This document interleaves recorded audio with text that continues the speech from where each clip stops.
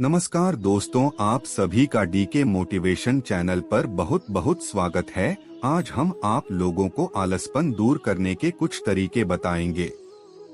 चलिए शुरू करते हैं।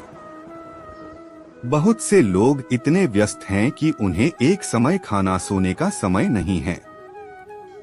वही दूसरी तरह कई लोगों के पास कोई काम धंधा न होने के कारण आलस्य से परेशान हैं। वे अपनी निजी जिंदगी से परेशान होकर किसी भी काम में रुचि नहीं रखते हैं। उन्हें हर समय थकान और नींद आने लगती है, इसलिए वे पूरी तरह सशक्त नहीं होते, जिससे उनको एक पॉजिटिव वे मिले जिससे वे भी आगे जिंदगी में कुछ कर सकें और जिंदगी सफल बना दें। अगर आपको अपने आलस्य को भागना है तो आपके दिमाग को जागरूक होना पड़ेगा। आपको घर के अंदर न रहने के अलावा बाहर दुनिया को देखना बहुत जरूरी है।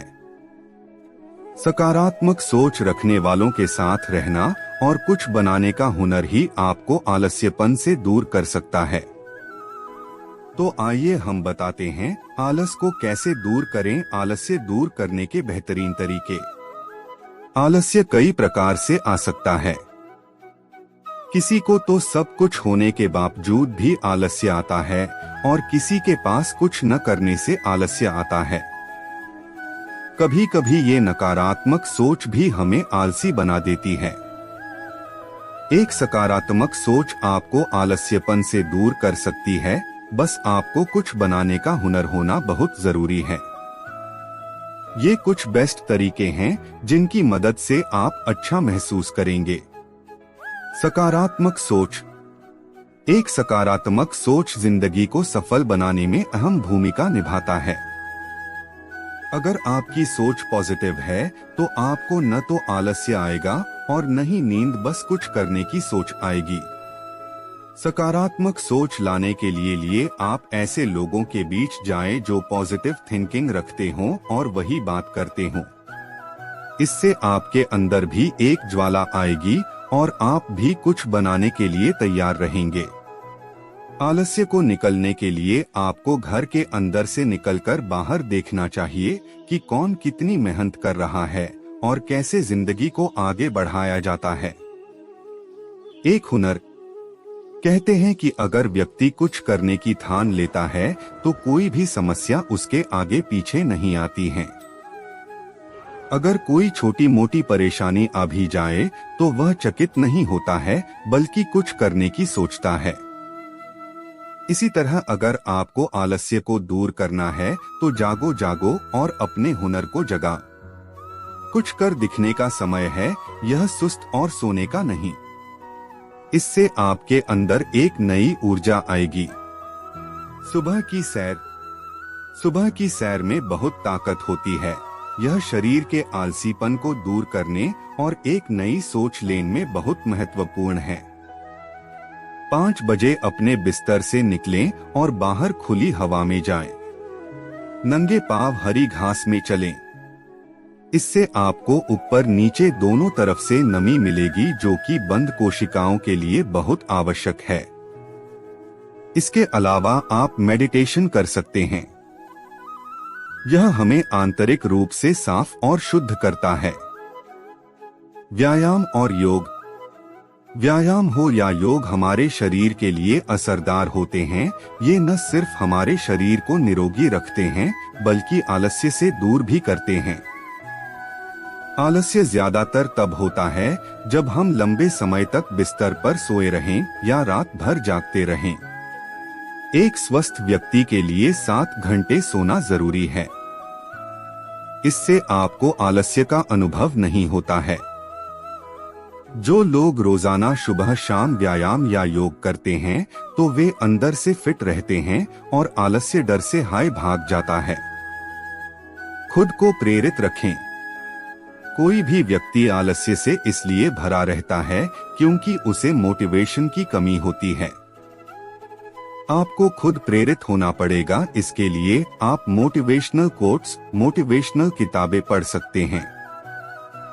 इससे आपके दिल भी कुछ करने का सोचेगा और आपको एक जुनून मिल जाएगा कि मैं भी कुछ कर सकता हूँ।